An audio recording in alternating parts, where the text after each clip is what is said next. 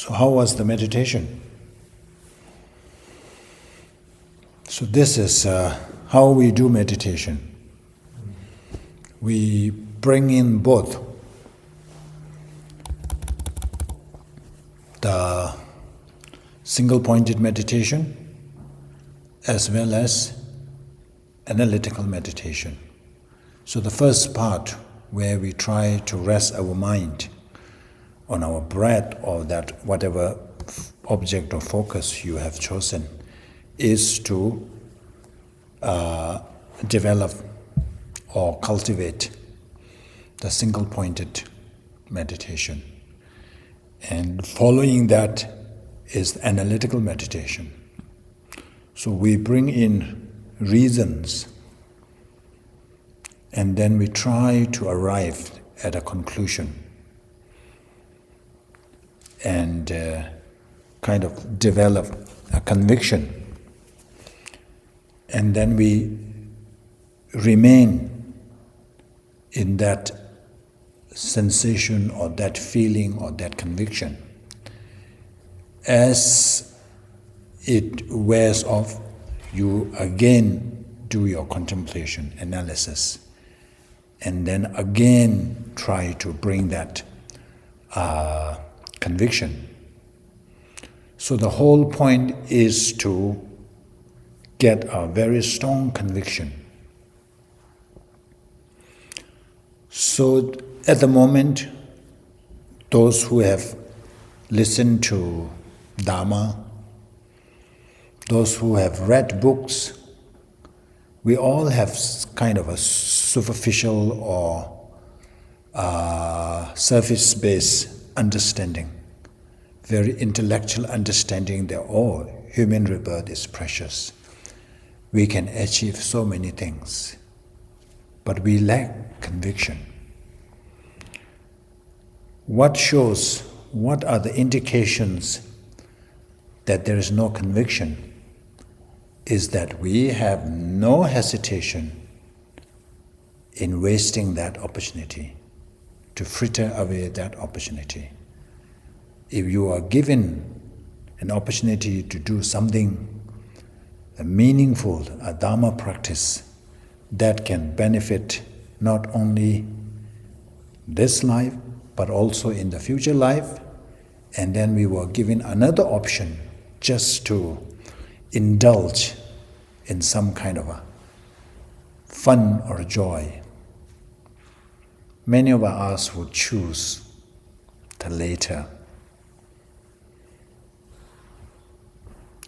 We have no issue or problem sleeping for 10 hours, and we are okay with that.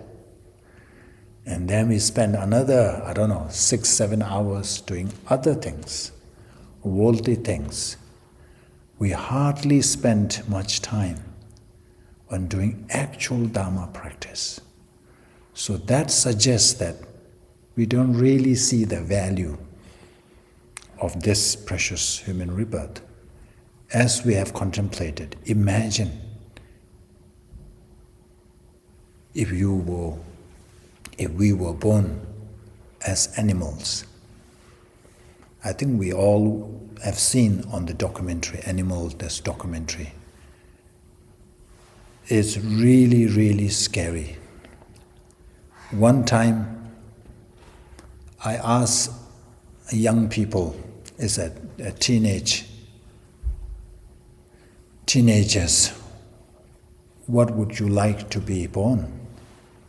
And that girl said, I would like to be born as tiger. To her, tiger represents, I guess, power, authority. But if you really were in the tiger's shoes, there's so much suffering. There's always somebody else trying to prey on you. Then imagine those animals in the slaughterhouse. Those are just raised for their body, their flesh. Imagine if we were one of them. It's like when you put yourself in that, and you should feel at least some, what do you call it, goosebumps, is that? You should have that kind of feeling. So the whole purpose of this meditation, this kind of meditation, is to really get the conviction that the life that we have is really, really precious. It is more precious than what we say a wish-fulfilling gem. Why do you think that is the case? Let me throw this at you. Why is this life is more precious than a wish-fulfilling gem? Let's say genie. You all know that genie, yeah? Is it called genie? Yeah. G-E-N-E, genie. Aladdin's genie. You rub the lamp and then this genie comes out. And then you ask for anything and it will accommodate. It will facilitate your wish. So we say that this precious human, this birth is even far, far better than the Aladdin's genie. Why do you think it's the case? I think the senior, those you already know. Okay, let's the new beginners. Why do you think this life is more precious? If the genie can give enlightenment to all sentient beings. If the genie can give enlightenment to all sentient beings, but usually the genie is it's providing a selfish request. Yeah. So you got the point. So genie can do so many things, but no matter how much it can do, it's only limited to this life's fulfillments. If you ask genie, can you please guarantee that I will not be born in lower realms? We said, no, sorry, I cannot do that. Can you please make sure that I achieve liberation? No way. Let alone Buddhahood. Whereas this body, if we put to good use, then it can enable, if we want to make sure that we have a good rebirth, we can do that. This body can do that. This life can do that. And we want to work harder and make sure that we no longer need to be under the influence of karma and delusion and achieve nirvana. This body can facilitate that. This life can facilitate. And moreover, even if you want to achieve enlightenment, which is like fully enlightened, perfected all the qualities, that is also possible through this life, through this body. And not only that, normally the enlightenment, Buddhahood takes long time. But if you want to do in this very lifetime, this very short lifespan, our body can do that. Even those who are born in heavens, they make prayers to be born here. Because the renunciation, in order to progress in any path, renunciation is the essential part. In Deva realm, in heaven realm, it's very hard to generate or cultivate renunciation. Because they have all the nice things. There is no real misery. So it's hard to even consider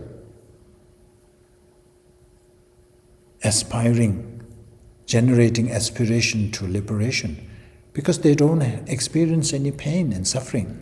So when you don't experience any pain and suffering, there's no reason to be free from suffering. So that's the reason why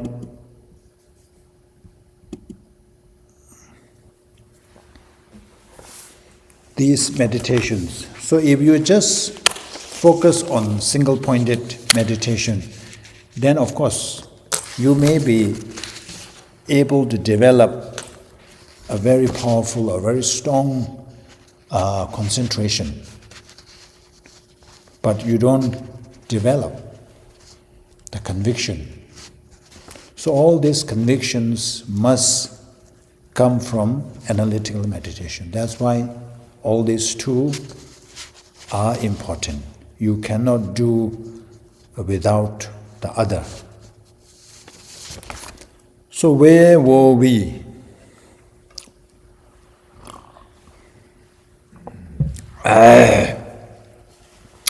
115. Is it 159 we're already at?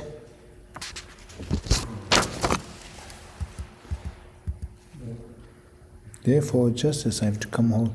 Yeah, so we this is the chapter, yeah. We said, it may be very difficult to engage in this exchange. It would be impossible if not difficult. No, if it is difficult, if not impossible, to really treat others as precious as yourself. So that's why it says that it is not. It is just a matter of familiarization. The matter of acquaintance. If we can develop that acquaintance, if we can become more familiar, then it is possible. Like ourselves, we cherish so much, we view this as so precious. It's actually not ours, it came from somebody else. But because we have familiarized ourselves, we have cultivated this repeated acquaintance, then we are able to develop that sense of preciousness and cherishing something that is not really ours, as ours. So that's the point. So now we go to the next one.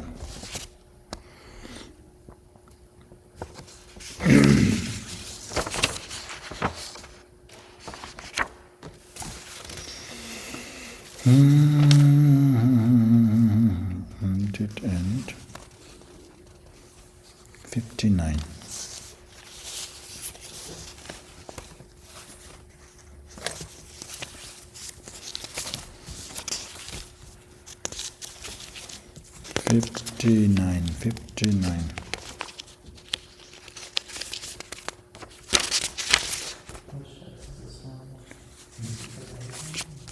This is the Bodhicaryavatara, Bodhisattvas.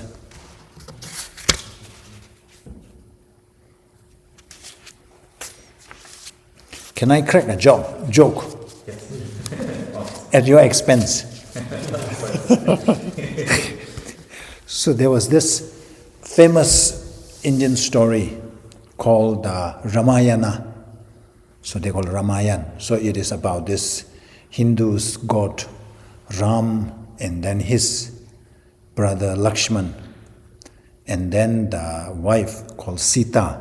So these are all Hindu, they are all their kind of God. So it's a very exciting and interesting story. So they have made into movies and all that. So when we were young, we used to read. And it's a common practice that somebody will tell the story. So one time, so there was a group of them, and it's a long story. So that person related the story, whole story. So now it's coming, yeah. I better warn you. Yeah.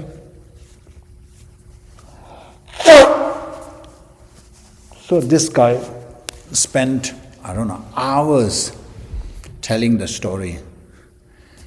And then at the end of the story, the one who was listening, he said, "Who is Sita?" So likewise, we have been covering this all day, and you are asking, what is this text?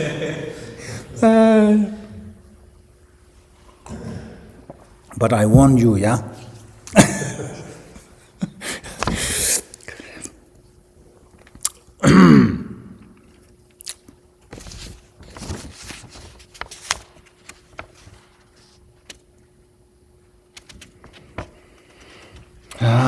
So where are we?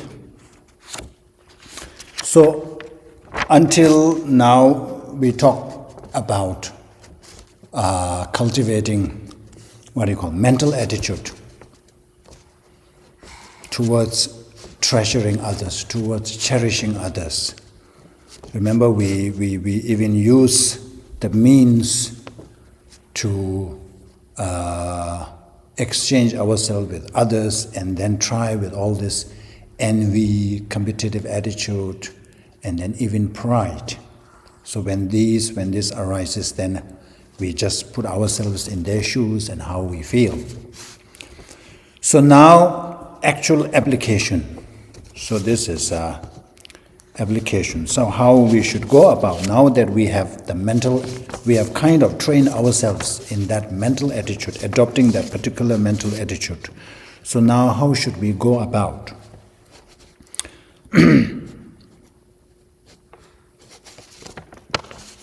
So this is Shengi Tokjin Cheneni, Tagi Lula Chinawa, Tedan Tini Cho Chene, Kyoji Shenla Pemba Chus.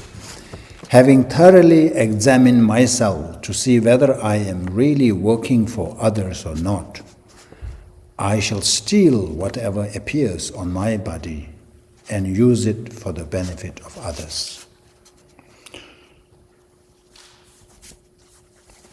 So now you kind of monitor yourself, your actions.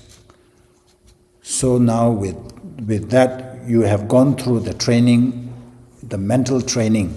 So now when it comes to your actual action, whether you are following what you have decided to do, or whether your action kind of tallies that mental training that you have undergone. So when you find that, having thoroughly examined myself to see whether I am really working for others or not, I shall steal whatever appears on my body. So this is mainly giving away all the good things that you have to others. So in the picture you see that somebody, a homeless obviously person, so is feeling cold. So you are wearing a nice, down jacket. So you are supposed to take that off. Hello, please, have it. Can we do that? Yeah. Yeah. But you see, it's all, Anthony and sometimes we have some chats in the car. And we were chatting and we're saying that, like this, when you see somebody who is really feeling cold, shivering, and you have a nice jacket, but what prevents you from taking that jacket off and offering to the other person? There's always self-cherishing. If I give this, then what will I have? This I thing always comes. Then I won't have. Then I will be cold. What happens if I feel cold? What happens if I have to go there? If I have to do this? I wouldn't have that. So that's why we say Shantideva repeatedly pounded on this self-cherishing. Because this is the one always comes in between when doing this kind of noble deed. Always this I thing comes. So the Bodhisattvas, those who have really practiced, not the Bodhisattvas at the beginner's level, but those who have reached certain level. So for them, when they see all this, is like this. Let's paint a picture. So you and your friend are having a party here. You have like 10 different dishes, and then you are really playing and having a good fun. And next to you, there are people who are really almost dying. Let's say there's some accident or something. There's blood, everything. There's like dying and all this trembling. And then you see this, and if you continue enjoying whatever party you are having, what would you think? As a bystander, you will think that, wow, these people have no heart at all. That's what we would think. So Bodhisattvas like this. So when you have arrived at that level, so they see this kind of thing that way. So there's no hesitation. So even how little practice we have, when we see somebody like starving or dying, and when we have like a bountiful food on the table, we wouldn't mind, isn't it? If you are to share a little food that you have with other person, that's another thing. But you have a plenty, you wouldn't mind. The first thing is, let's give something to that poor, starving person. So to Bodhisattva, when you reach that kind of level, everything they see is like, I have all these things, and then how can I not help that person? So at the moment, all this seems like very difficult. It's okay. Even the Bodhisattvas at the beginner's level, they find it challenging. But through practice, when you really meditate on the faults of self-cherishing attitude, slowly you are able to see the fault of this self-cherishing attitude, this I thing, me first thing. You are able to see it as the, aggregate, a pile of faults, the source of all the problems. Then when you are able to see that, when you gain that conviction, you would want to get rid of that. And slowly what happens is, your self-cherishing attitude becomes smaller and smaller and smaller.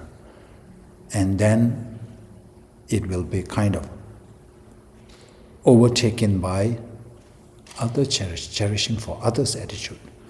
That's when you have no difficulty. Oh, that person needs a jacket, here you go. Oh, that person needs a phone, go. Can you do that? Anyway, for us at the moment, even though this seems like not feasible, it's like, chasing after the rainbow. There's another term, isn't it? What is that called? Not illusory. Anyway, it's kind of a fantasy. But it is important that even though we cannot do now, make prayers. That everything begins with a prayer. A journey of 1,000 miles begins with first step, isn't it? So we have to make prayers. And then it kind of leaves imprint or plant seeds, and then eventually it get nurtured, and then we will be able to harvest a bountiful results.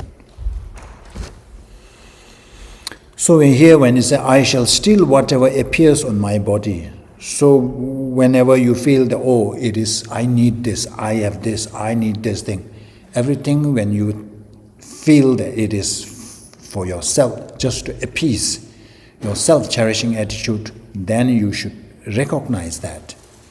You should realize that you are not acting according to the trainings, mental trainings that you went through. So, rip that off from you and let it go. So it is letting it go.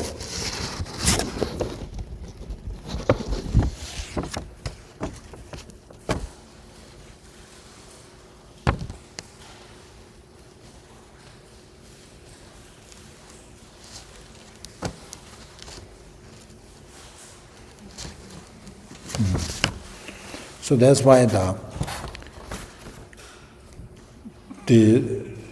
Bodhisattvas kind of shun on this state of nirvana,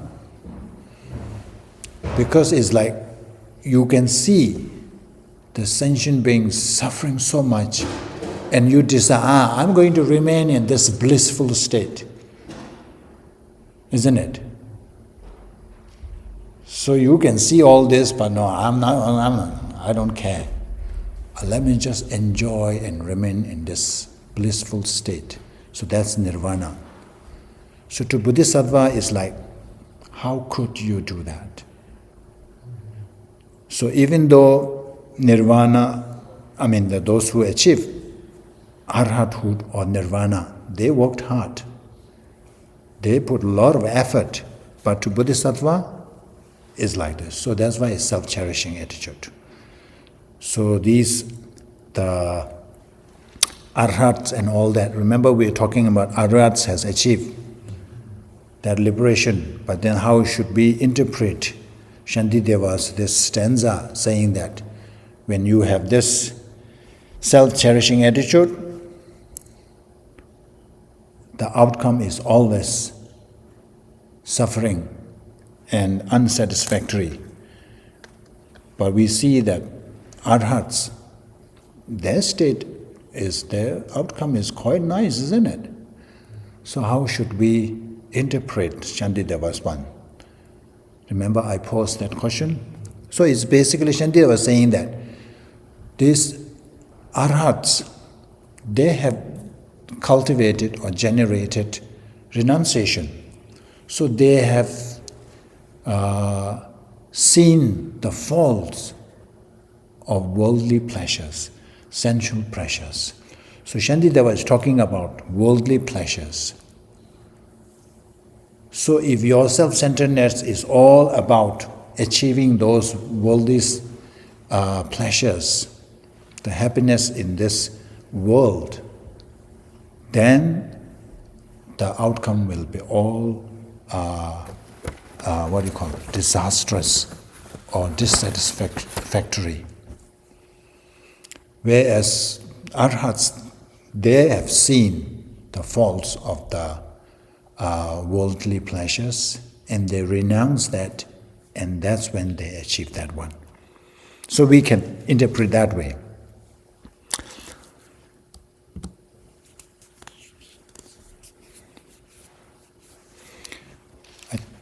Okay, so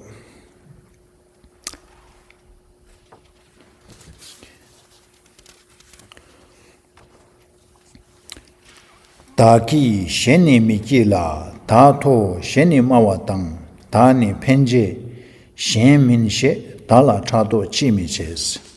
So this is sometimes when we feel that we have all the good qualities. So we feel that, oh, I am doing really well. So when you kind of pride arises, then it says that sometimes it's good to generate kind of a envy.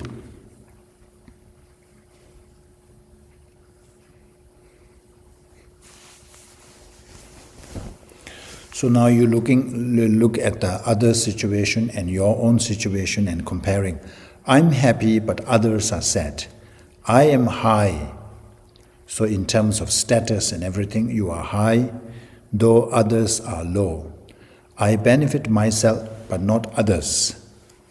Why am I not envious of myself?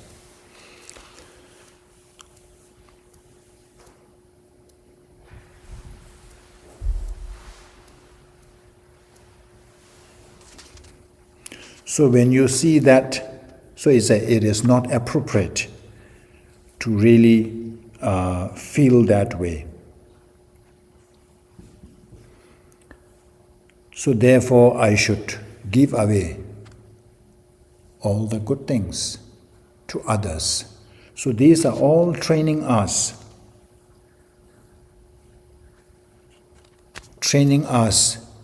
to let go of our possessions, our status, everything that is, compared to others. If everything is much, much better, then we should be able to basically help others. So when you read like this, it's hard, isn't it? It's like you have to give everything away. So of course, when we talk about giving, it is not really the actual giving. It is about severing this stinginess, this possessiveness, this miserliness. So we have to sever tie. We are to have this ability to willing to give everything anytime.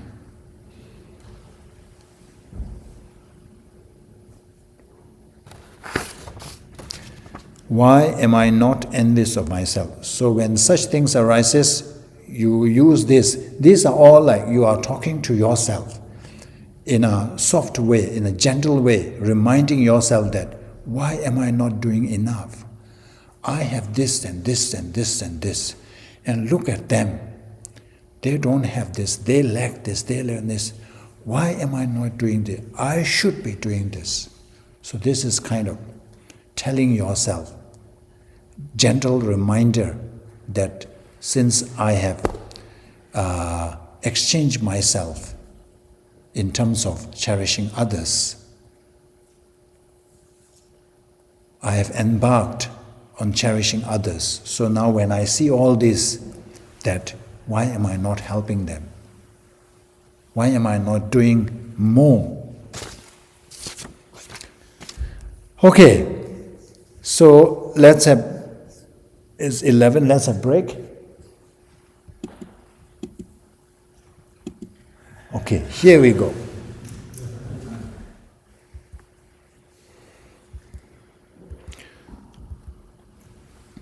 So this is mainly is like you kind of, what do you call, busy yourself and say, how can I help other people? Is there anything else I can do? So it's like all the time examining yourself and looking at the situation. And then you see that, oh, I'm this, I'm at this thing. So I am, what do you call, I have the means and abilities to help. So it's like, it is inappropriate for me not to do anything, not to help anything. So this is, in this case, of course it's doable, isn't it? No, if you feel that you have more than others,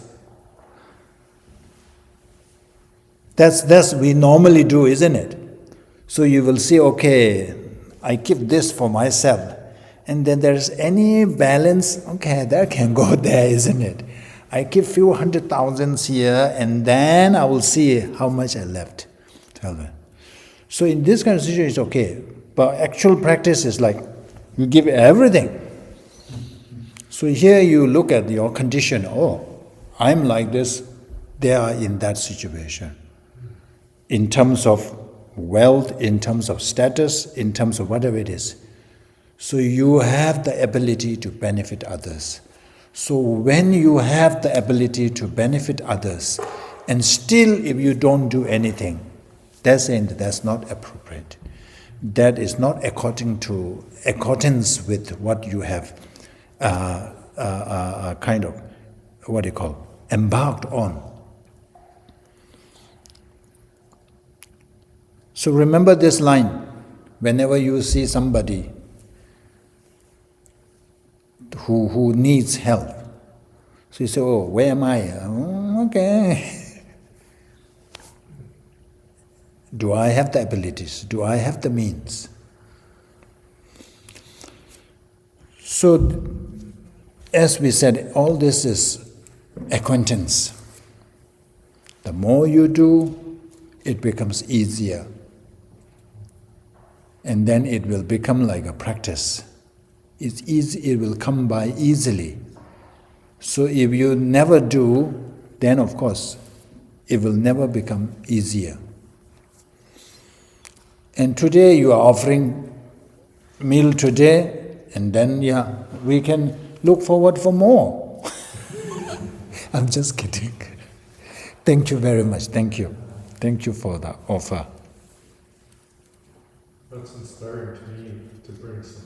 And Taylor said the same. Yeah, Taylor wanted to bring, so I said that maybe not.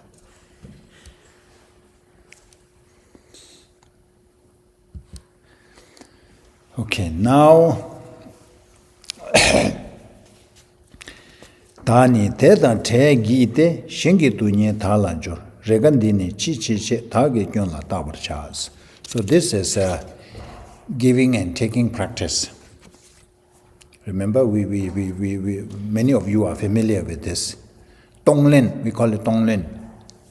To give away all your,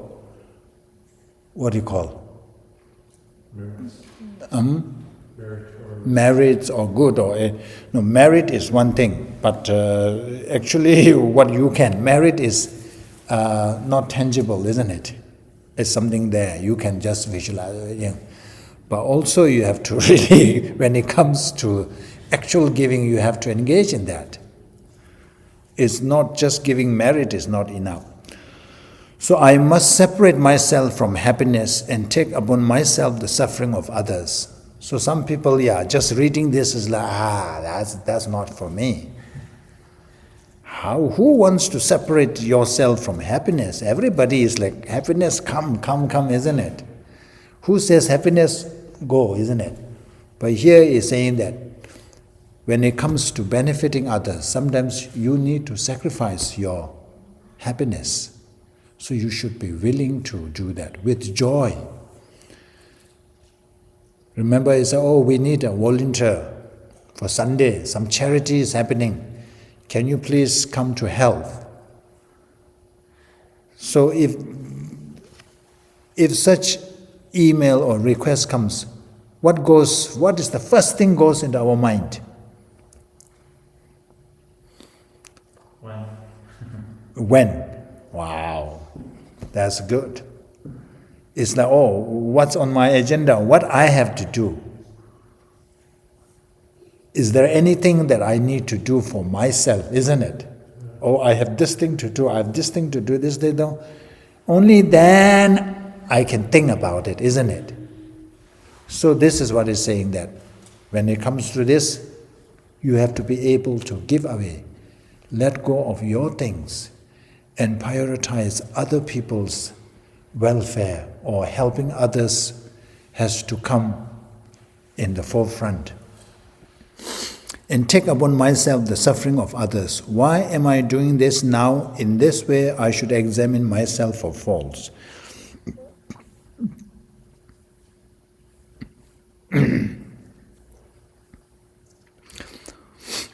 So when you find yourself engaging in harmful activities,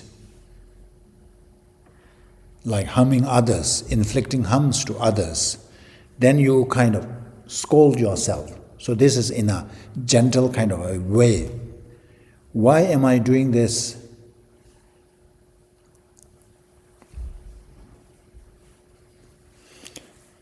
That until now, I have experienced and undergone so much suffering and misery because of doing all this, because of engaging in harming others, actions of harming others, motivated by this self-cherishing attitude.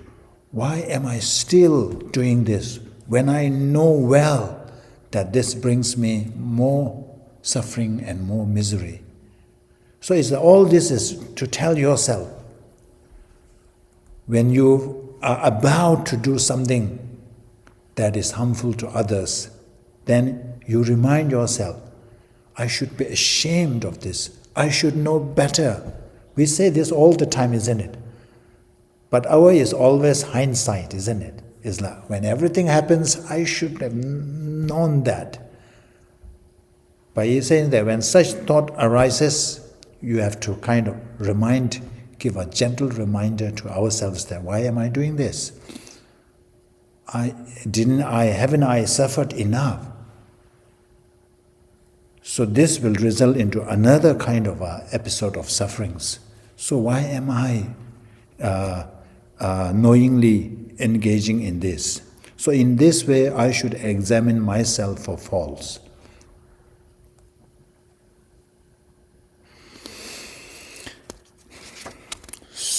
So through this kind of inspection or monitoring, checking your own actions, then we kind of abandon that particular action.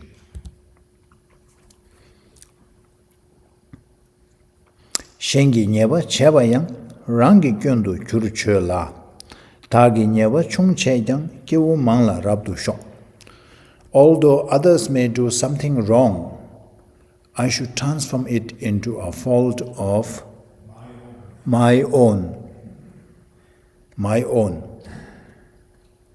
Can we do that? We are so good at blaming others, isn't it? So these are completely opposite. So we always find somebody to blame, even though it is our fault. And here it's saying that even it's another's fault, just treat as yours.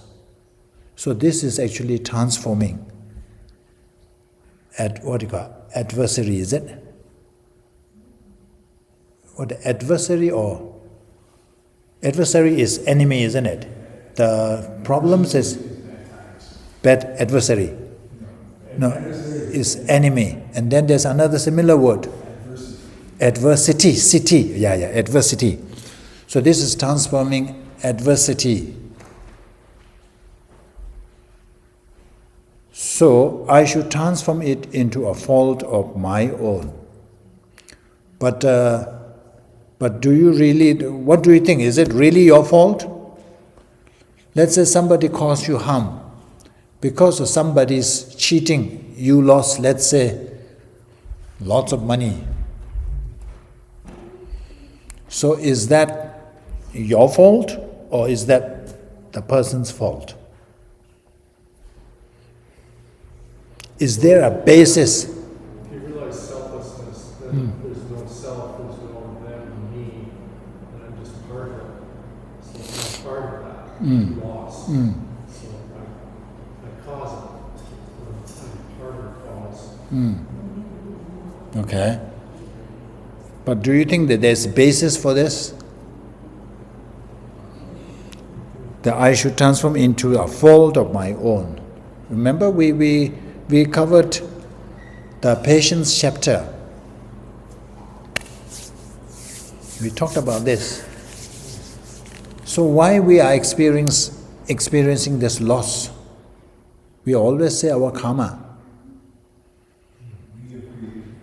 We created the karma. So the other person is just a facilitator. It's like a condition. The seed is already there. So there are like the sun, the warmth and the rain and whatever it is the condition that give rise to. So if there is no seed there, no matter how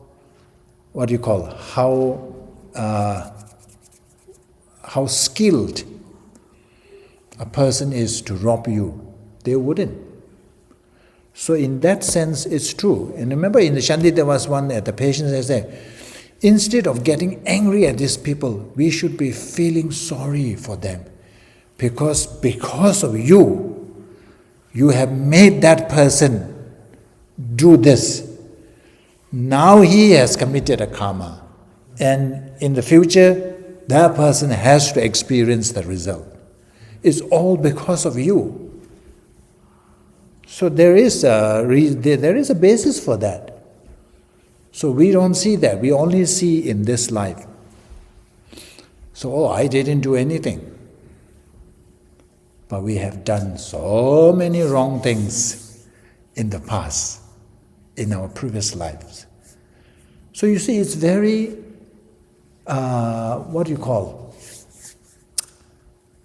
if you really have this conviction, so when any bad thing befalls you, any misfortune befalls you, it is so easy to accept, easy to, take it. Instead of blaming somebody and getting angry and upset and all this, it's my karma.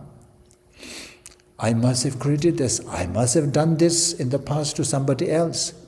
So now it is good. Remember, if life gives you a lemon, make lemonade. No longer sour, isn't it? It's so nice. But should I do something even slightly wrong, I shall openly admit it to many people. That's why I say these are completely opposite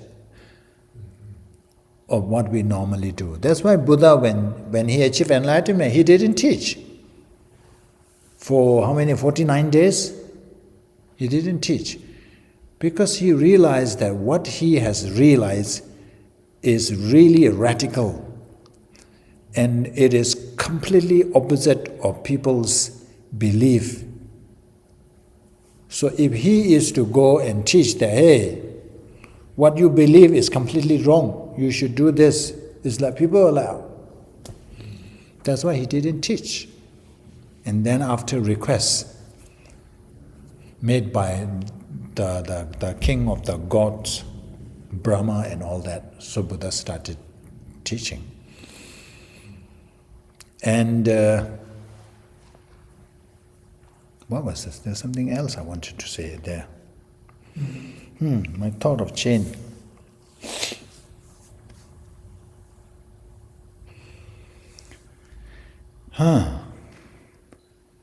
Yeah. The other thing is like, when we define Dharma, what is Dharma? So there are different definitions. So whether you are practicing Dharma or not is that if your action does not conform to the majority, then it says Dharma. True, isn't it? Everybody conforms to this. Always hide your problem, your shortcomings, your shortfall. But should I do something even slightly wrong, I shall openly admit to many people. We work so hard to bury that, hide that, and point out other person's tiny one, isn't it? That's why in Tibetan we have a saying, I think there must be a similar in English as well as proverb, which says that you need eyes to look at others, but you also need a mirror to look at yourself. So, whether we are a practitioner, real practitioner, so we see our action, check our action. If it does not conform to others, then yeah. But of course, we have so many people with abnormal behavior, isn't it? So I don't know whether they can be qualified as Dharma practitioner. He's still thinking.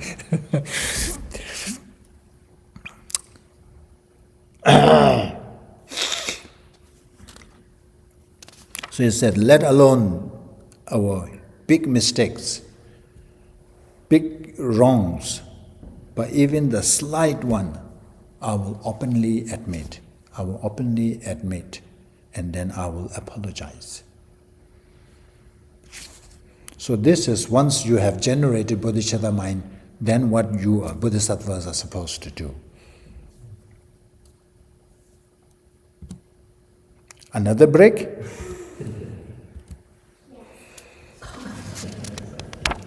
Yes. Look at this. I really like this image. His Holiness is like up there, and this other one is the head of the Sajja lineage. Yeah, it's also a great, Sajja. Now they call it Sajja teaching, so he has already retired from his post, but is very well respected. But look at them. Humility. And it's like, who can go lower, isn't it? If we have the status of His Holiness Dalai Lama, would we be able to do this? The question is, I am the Dalai Lama, I am the president, I am this. Others should bow to me, not me.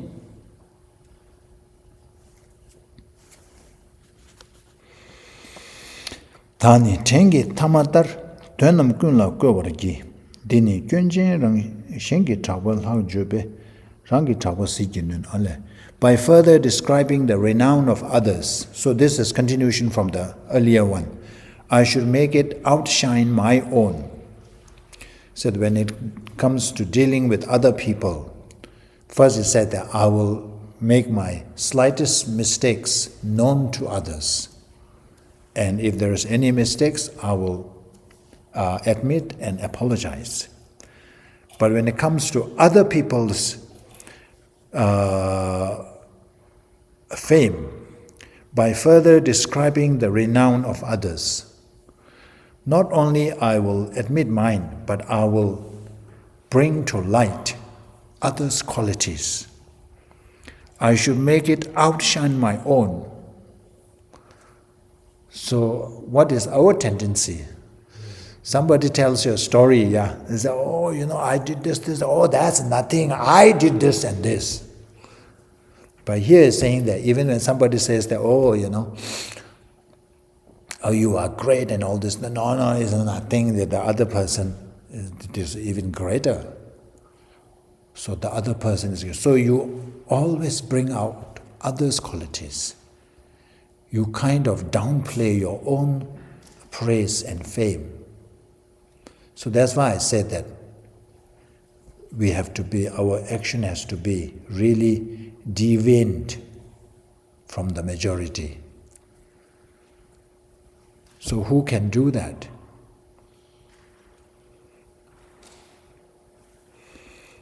This is something has been kind of bothered me for some time. So when you do small things, let's say somebody comes in and you open the door, and then the other person will say, thank you. And over here the response is, you're welcome, isn't it? But I find it very difficult to say that. Because that means you are acknowledging that you have done something great. So I hardly say you are welcome. I find it very uncomfortable to say that. I find it a confirmation. I see it as a confirmation. Yeah, so a different view, yeah. So it's like, it's a tiny help. So you pass that on, thank you, and then you welcome. It's like, okay, I have done some big favor to you. I mean, I read it that way. So I say, oh, not to mention. Don't say it. It's like, this is really tiny, nothing. You could take the words and think of it as you are welcome. It's like a phrase. Yeah. So I mean, I don't know the actual meaning, but to me, it's like acknowledging that I have given you health. I can't do it either. It's like when I'm in the shelter and I'm giving out food, I'll just say thank you back. Yeah, that's why I most of the time I will say thank you back. Thank you. Yeah. So you say thank you, thank you.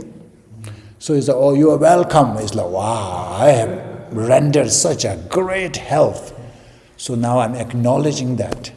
I mean, that's what I view. So that's what I'm saying. Anyway, here it says that, you have to always, I should make it outshine my own, just like the lowest kind of servant. I should employ myself for the benefit of all. So I perceive or look upon myself as just a humble servant when it comes to others. So I'm always there to serve you. I'm not there to be the Lord or the Master.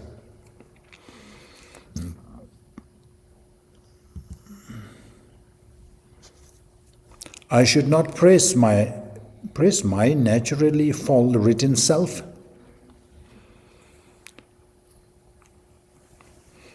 Tagi tendar shengi talal haburjus 164. Okay. Dini gyunjen ranjinde lobru yunden che medus. So when it comes to humility and all this, so there's this story. A great practitioner called Rinpoche. So Rinpoche is a really a great Lama. And he likes to do this. He doesn't like to stay at one place because people keep coming and it's a distraction to him. So he just kind of wanders. And sometimes his students don't know where he is. So they will be searching for him. And he just wanders and spends time in other people, wherever he gets accommodation. So one time he ended up in this family.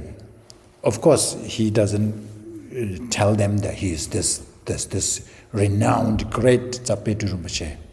So he goes there and says, oh, can you please, give me accommodation for a few days. So it's very common in Tibet to, people come and ask for accommodations and they will let you stay. So he said, okay, but you have to work. You can stay here? Yeah, I can work, no problem. And they made him clear the toilet. The Tibet, those days, toilets are not like our toilet. Our toilet cleaning is easy, isn't it? You just pour something and then flush, it's easy.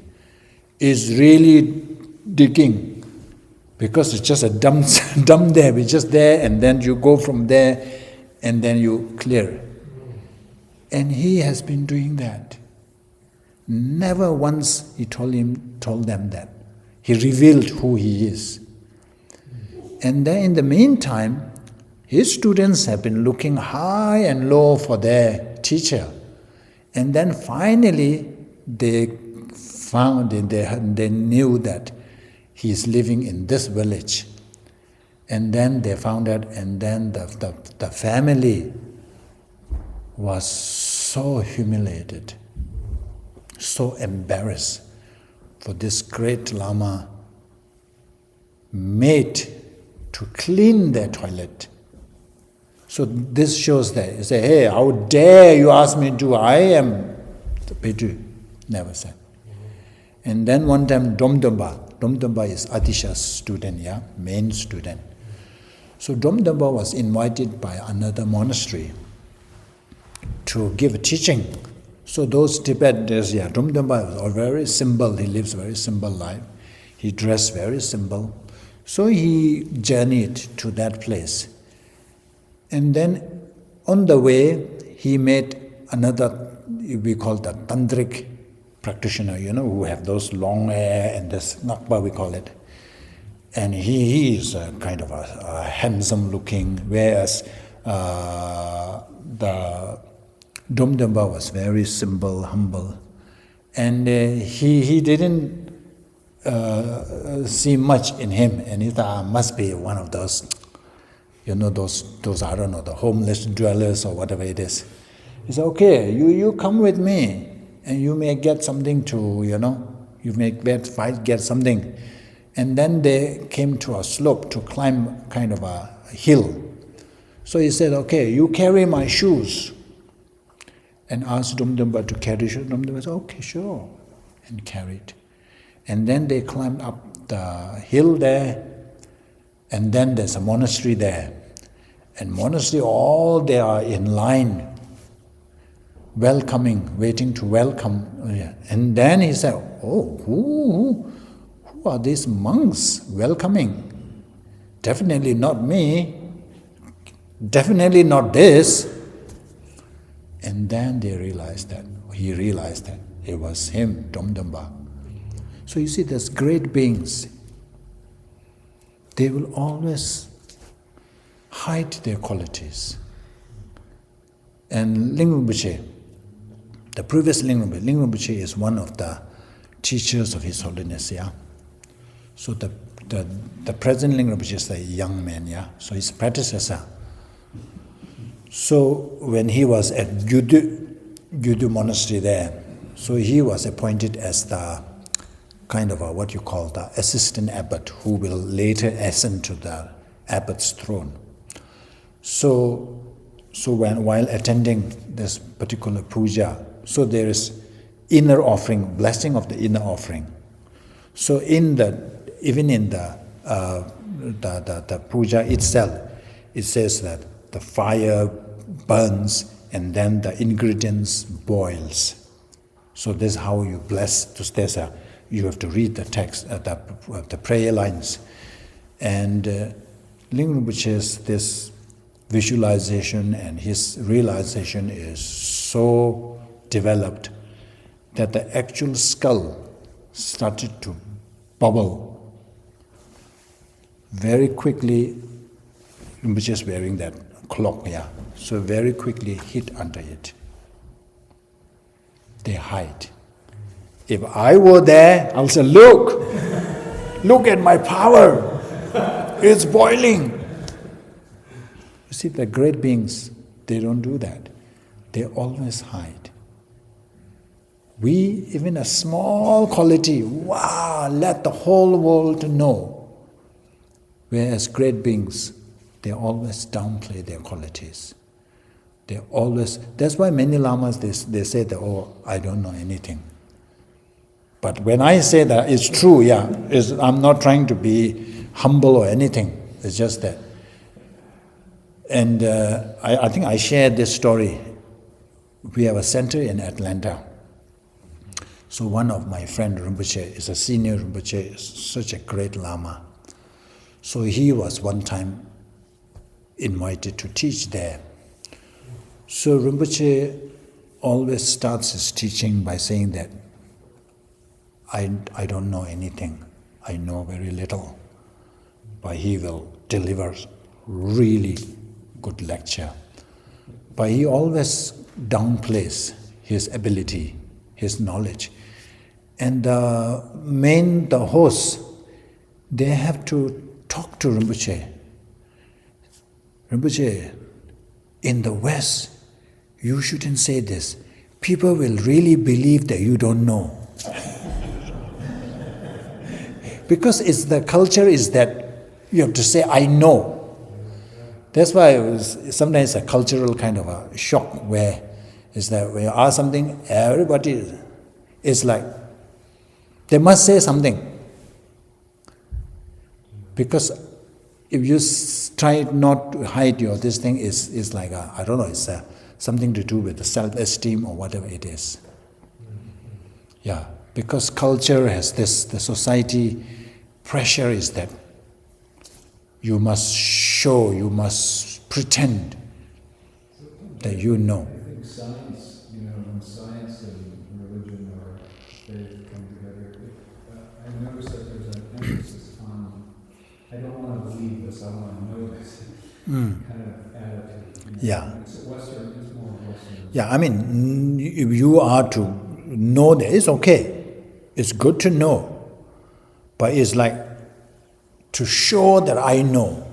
That's the problem. And then sometimes we say that some people say, oh, his dictionary doesn't have this word that I don't know. There are people, you ask any question, you wouldn't hear that I don't know. They will blurt out something, whether they know or not know. Completely wrong, but they will say something. Because somehow saying I don't know is like a kind of a forbidden word for them. So it is a courage, it is a practice to be able to say, I don't know. They cannot fault you for not knowing.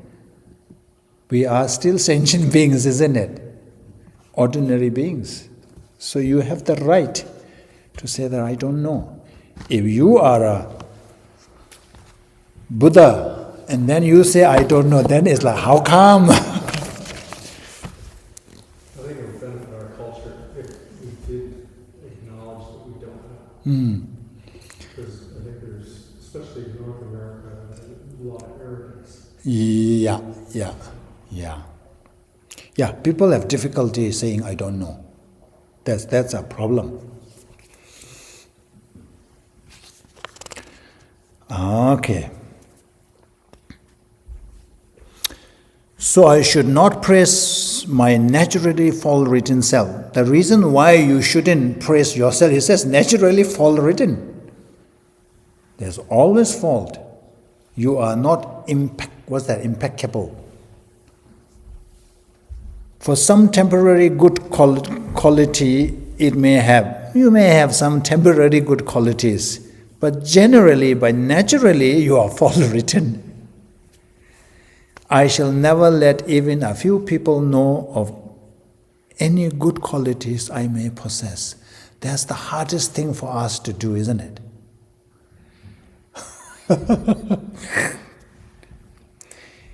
Even the way we introduce ourselves. How do we introduce? We always introduce ourselves with a qualification, isn't it? I'm a doctor, I'm a this, I'm this. In itself.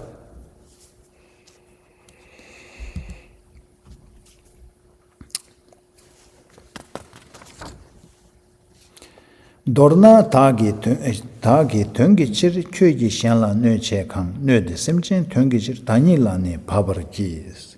In brief, for the sake of living creatures, may all the harms I have selfishly caused to others descend upon me, myself.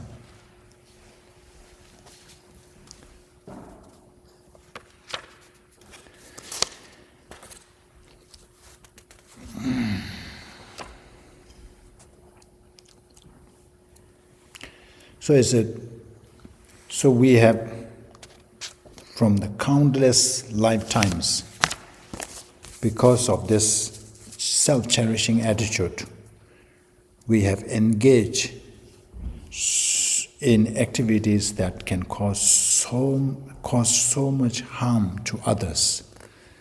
It's all because you wished joy and happiness for yourself.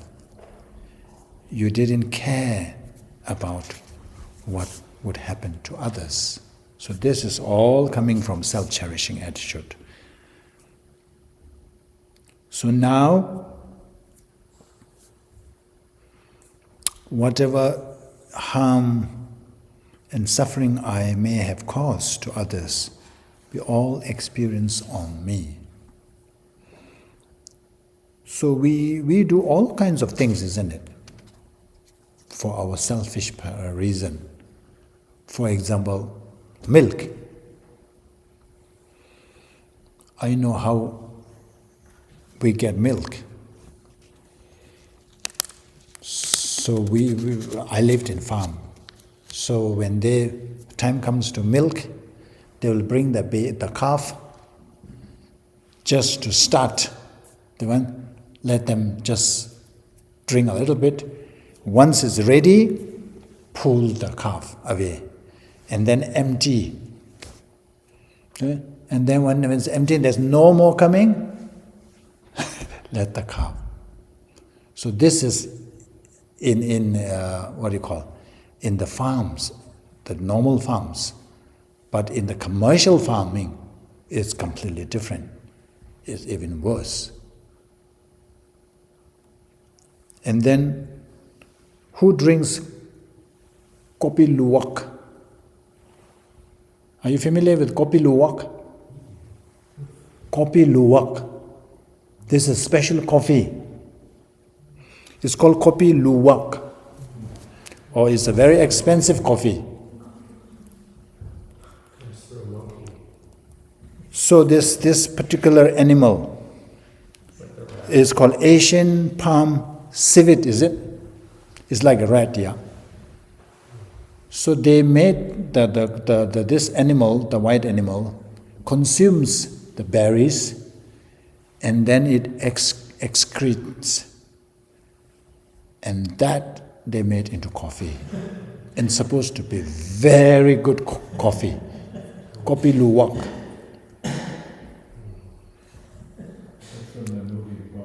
The bucket list. You watch that bucket list, so they were having this conversation and they were enjoying coffee luwak, and then it says that, do you know where this comes from? So naturally, yeah, you can find that. Now that there's so much demand, it is very expensive. So they kind of farm this. So they capture this animal and then cage them and force this out. So that's what we can go to such extent when it comes to fulfilling our selfish interests. We don't care. So go and try kopi luwak and see. They say that it's really good. So I think it's almost time. So I wanted to end with this. So at least you can take home something. Semne chutang satang tovala remotivan dinda rigwarki. Menang nyomu chenla tang tenang nyomu chenla tangbuni chokde chundu namla tamalas. So this is talking about two different approaches when it comes to afflictive emotions and the antidotes. So it says that you can draw three types of drawings. You can do a drawing on the water. Can you do a drawing on the water? Yeah, you can do a drawing, but it won't last long. You draw, finish. You draw, finish. And then longer lasting is you draw on sand. You draw a drawing, something on the sand. It is not lasting, but it will be long lasting. And then if you want it permanent, you carve on stone. So these three different types of drawings. So it says that when it comes to afflictive emotions that arise in our mental stem or within us, so which one we should try when it comes to afflictive emotion? The best is if it is like painting on the water, if you are drawing on the water. So that means that you don't give the afflictive emotions to remain within you for long. The way the drawing on the water kind of goes away, you have to do that.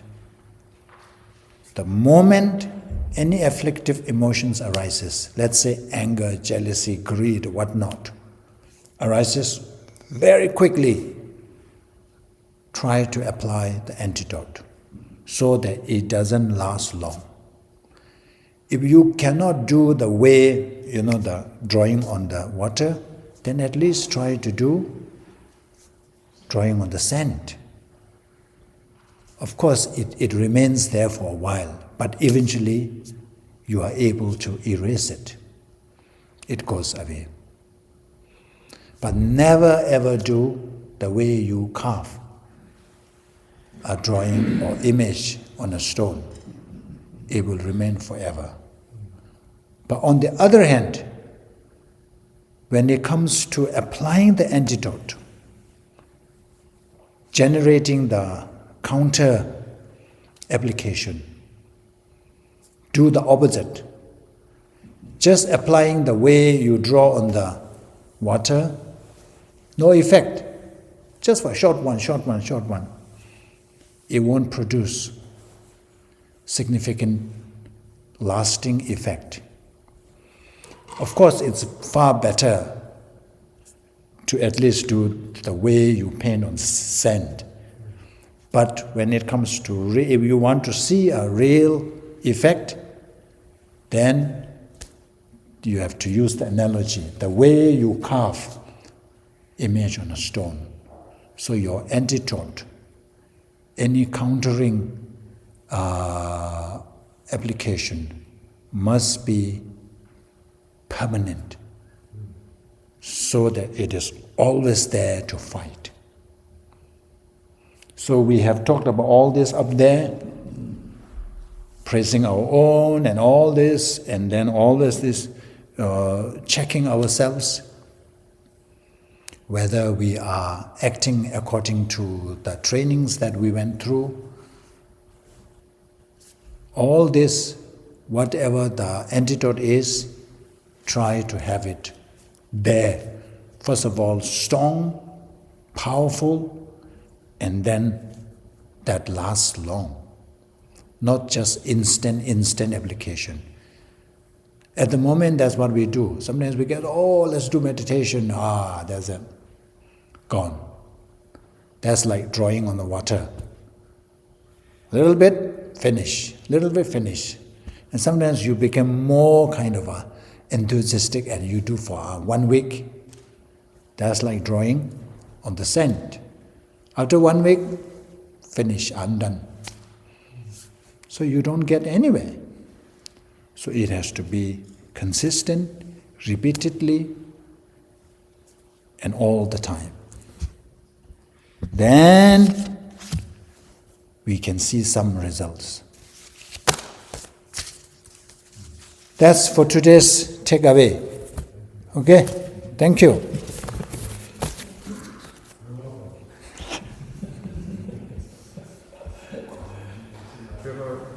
What is the response for Tujiche?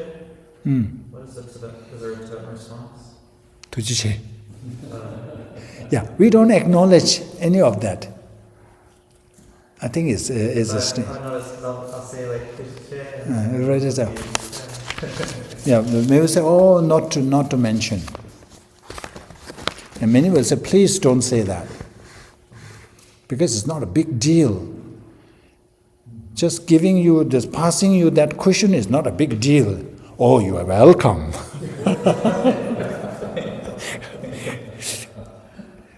Okay, let's dedicate. Jump in.